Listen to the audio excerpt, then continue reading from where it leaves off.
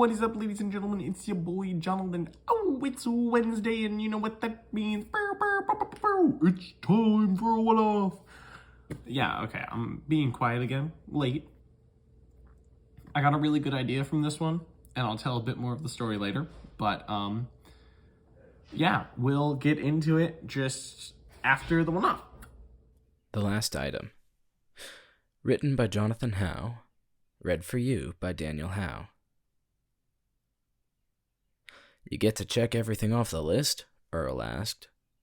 Pretty much, Gavin said, taking a long pull from his glass. It was his favorite beer from his favorite bar. A great place for his last night of drinking with friends. The only thing I didn't get to do was fall in love, but that was never going to happen. 'Cause you're ugly? Because I'm 19, Earl. Way to be a dick. The pair laughed. They'd been friends since meeting in childhood. Gavin couldn't think of a better person to be there for him. Thanks. I always need a laugh. I'm gonna miss you, Earl said. I'm gonna miss this. Same, Gavin said. But I won't need to... He trailed off as he laid eyes on the most beautiful woman he'd ever seen. She was tall and slender, with wavy blonde hair and bright blue eyes. Gavin had a type, as he believed all people did, and this woman was it. Damn, she's hot, Earl said. You should go shoot your shot. No way, Gavin said, waving a hand to dismissal. There's no point. You literally don't have anything to lose. Gavin took one more long pull. Earl was correct. He placed the mug down on the table and stood up. He brushed off his shirt and glanced to his best friend. Do I look good? As good as your ugly ass is gonna get. Gavin smirked, rolling his eyes as he turned to find her. The woman had gone to the bar and was getting a drink. Here goes nothing, Gavin thought. He walked up next to her, trying to convey confidence. He waved and caught the bartender's attention. That drink's on me. The man looked to the woman. She shrugged, turning to face Gavin. Thanks. You're beautiful. You're welcome. She laughed. Not bad. What's your name? Gavin. My friends call me Gav. Oh, yeah? And what do your lovers call you? They call me... He let the pause hang in the air for just long enough. But enough about my fruitless love life. What's your name? Hey, I'm sorry about that last comment. My name's Julia. Don't worry, Gavin said, smiling. I haven't had the time for lovers anyways. There's not much there for me on that front. Lovers or time? Julia asked. Yes, Gavin smiled.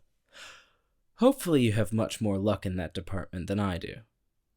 Depends on how you define luck, Julia said with a coy grin. I just met you tonight. Oh, I wasn't expecting that, Gavin said. Isn't the guy supposed to hit on the girl? Why not both? It's more fun that way. The bartender brought Julia her drink.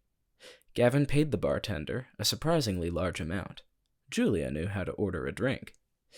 Gavin passed the man a large bill, much more than the drink cost. Keep the change as a tip. The man nodded. Trying to impress me with your generosity? Too bad I'm not impressed by money. Well, good for me. That's not my intention, Gavin replied. I just have no use for it after tonight. You keep saying things like that, Julia said. What do you mean by that? Gavin grimaced. He pulled down the back of his collar, turning to show off the tattoo there. Oh, she said with a sad sigh. I see. So, after tonight, I won't need money, Gavin shrugged.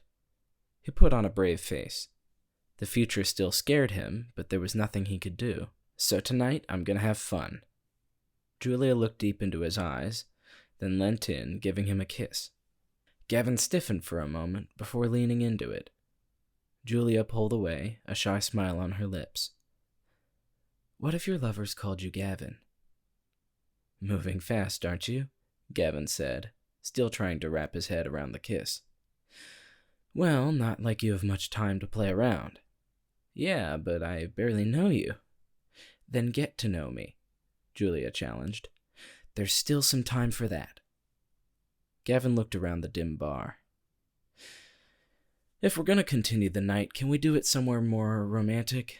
I like this bar, but as a place to hang out with Earl. Absolutely.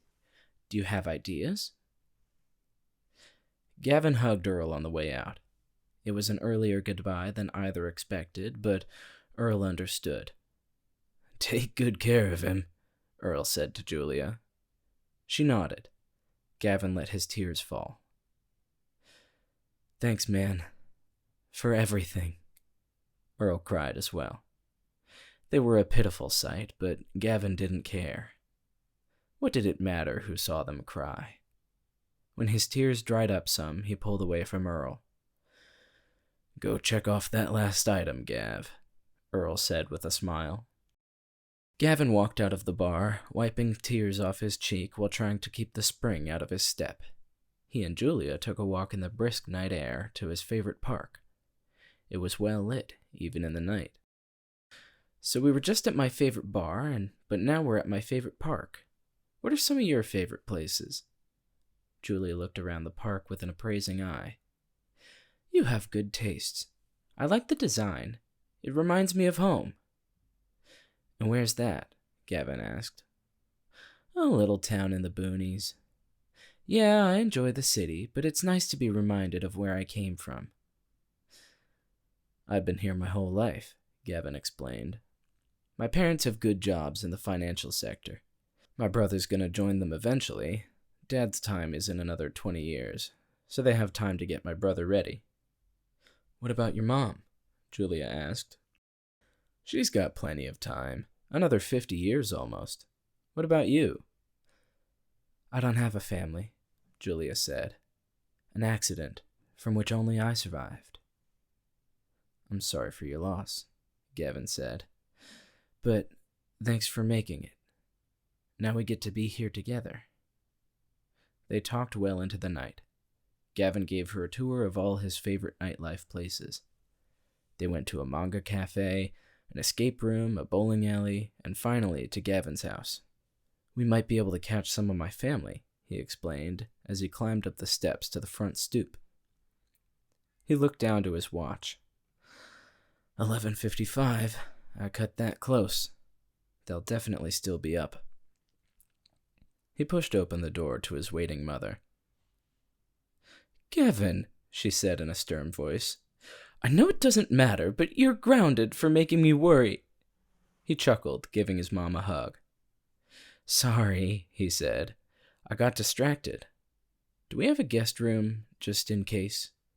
His mom pulled out of the hug and looked over his shoulder to Julia. Oh, sorry. We didn't think Gavin would bring anyone home. Guys, come here. Gavin's home. Julia smiled, introducing herself to his mom. From the house, Gavin's dad and brother showed up. Well, you've met my mom, Diane. This is my dad, George, and my brother, William. It's nice to meet you, George said. Sorry if we don't act as we normally would. It's a hard night for us all. I'm well aware, Julia said.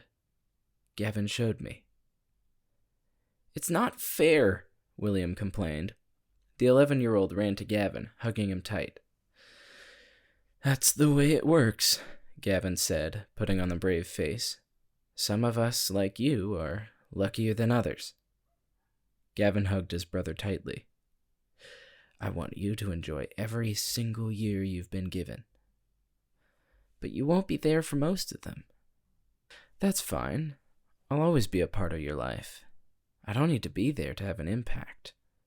William shook his head, crying. Surprisingly, Julia moved up to William, pushing in between him and Gavin. She wrapped him in a big hug and whispered something in his ear. Gavin and his parents watched in amazement. William was a shy child, but he accepted her hug.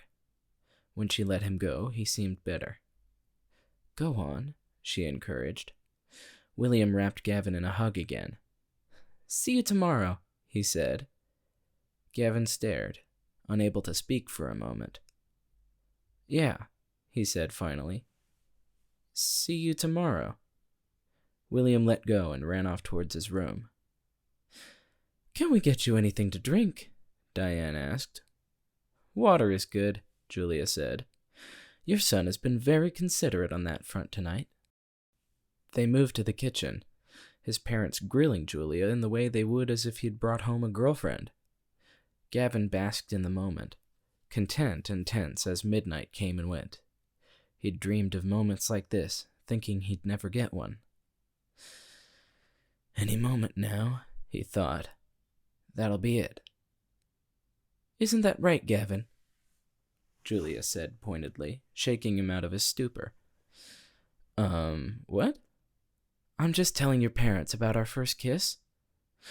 Oh, yeah, maybe they don't need to hear about that. His parents both wore small smiles. It's not that big a deal. We're happy for you. We can go to bed if you need space. Gavin blushed a bright red. Yes, the thought had been on his mind, but to have his mom say it so openly. That won't happen, I'm afraid, Julia said. I'm saving that for a later date.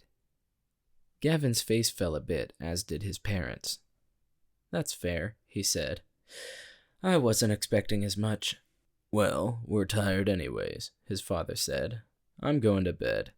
He hugged Gavin for a long minute. Gavin buried his head in his dad's shoulder. I want you to know I'm proud of the young man you become. I love you. Gavin couldn't hold in the tears. Neither could his dad. The pair wept openly. Gavin thought he'd shed all his tears, but in that moment his tears sprung up forth from a well he didn't know existed. After a long time, Gavin's father pulled away. They looked over to Gavin's mother, who wept in Julia's arms. Gavin held out his arms and she ran into them. I'm not ready to let you go, she wept. Gavin held his mom. Tears dried up. I'm not ready to go either. She wept until her sobs turned into small hiccups. George stepped in, pulling her gently away from Gavin. We'll be on our way. He looked to Julia. The room on the end is the guest room. Gavin can show you. She nodded. Gavin's parents walked away, holding each other tight. Gavin turned to Julia. Thanks, Julia. You're welcome. And you can call me Jules. Gavin smiled. That's the most creative nickname I've ever heard. Oh, shut up and come sit down. We need to talk. Jules moved to the couch, slapping a place next to her. Gavin furrowed his brow, but took the spot as she indicated. Come here, she said, pulling him into a recline, her arms wrapped around his shoulders and upper torso. Gavin tried not to be mentally distracted by the placement of his head just between her breasts. It was difficult. If you could live beyond tomorrow, or today now, would you? Julia asked. Gavin stiffened. Can we talk about something else? Did I say something wrong? It's just, everyone hopes for a miracle. I don't want to waste the time I have left dwelling on a future I won't get. Please, Gavin, just humor me, Julia pressed. If you... No, Gavin said, sitting up and facing her. Julia, I've wasted enough time on those thoughts. Yes, of course, I'd want to make it past today. I'm not going to. Stop asking. She looked at him hard. Sorry, he said, but I don't want to spend today sad because that's it. Listen, Gav. Julia, no. If you won't stop asking, then you either need to leave or go to bed. He met her stare. She stared back. Gavin was about to speak when Julia's irises began to glow. Gavin blinked, looking harder. They still glowed, getting brighter even. Julia? No. She cut him off. She held his gaze, reaching back to shake off her jacket. She reached down before Gavin could react, pulling off her shirt. Gavin instinctively looked away, Gavin, I want you to look. She took his hand. But I'm wearing a bra and we're adults. She squeezed his hand. Please. Gavin looked back slowly, nervously. A bit of tension went away when he saw the bra straps. He still looked deliberately at her face. She pointed at a point on her sternum. He looked down, reading the tattoo out loud. 8/24/2000 and... Gavin trailed off. If you could, Julia asked, would you? Gavin got off the couch, moving around her. She had no tattoo on her upper arm or the top of her back. Some of the other locations they appeared. That can't be right. Do I need to strip to prove to you? She asked, meeting his eyes. Gavin considered for a long moment, not out of perverted desire, but because of what it meant. Looking into her eyes was all the proof he needed, the irises still glowing blue. No, I can tell you would. He sat down. But how is that possible? 2031 was 10 years ago. Yeah, Julia said. And if I gave you the opportunity to do the same thing, would you take it? Gavin stared at the date just below the strap of her bra. There was no way it could be doctored. He reached out a ginger hand, stopping a good way away. Yes, you can touch it. Respectfully. He traced the tip of his pointer finger along the numbers. How is this possible? Honestly, I don't know, Julia said. I said my family died in an accident. We all had the same date. My parents tried running from it. They can't, Gavin said. Everyone knows that. They tried, Julia said. They were almost successful. Then at 11:50, at night on the 24th of August, the room we were staying in collapsed, beams falling onto us and covering everyone in rubble. She pointed to her right shoulder where a large scar covered up the skin, then up to her neck, which had a similar mark he hadn't noticed earlier. And somehow, I woke up on the 25th. I climbed out of the rubble and ran. I didn't know what to do. But then if you don't know how you did it, why ask me? Because, she said, pulling her shirt back on, ever since then, I've been able to see the say lines, the flow of power in the air that permeates the world we live in. Gavin raised his eyebrows skeptically. I don't get it. You just need to trust. A loud bang on the back door cut her off. The pair turned to face the noise. All right, and we're back. So first of all, once again, thank you to my brother Daniel. Second of all, if you didn't understand on this one, it is going to be at least a two-parter. I might make this one a three-parter. I'm not certain. Obviously, definitely a two-parter. We'll see about three, depending on how much I write next week. That being said, talking about the short itself, I got this idea from playing Jackbox Quiplash 3, because the prompt was, what would be a bad thing to come with an expiration date printed on them? And somebody's answer was babies. And that was pretty funny. And so it was like, yeah, what if there was a one-off where people had expiration dates just kind of printed on them? But then with that, I took it in a very Xenoblade 3-esque direction / Xenoblade direction, in which there's a character who somehow got around that. You don't know how, because that hasn't been explained yet, and that might never be explained in the shorts. That might be something that maybe I make this into a book later on. I like the idea. We'll see. But for the time being, come back next week for part 2. Anyway, I will see you guys then. Neat. Okay, bye.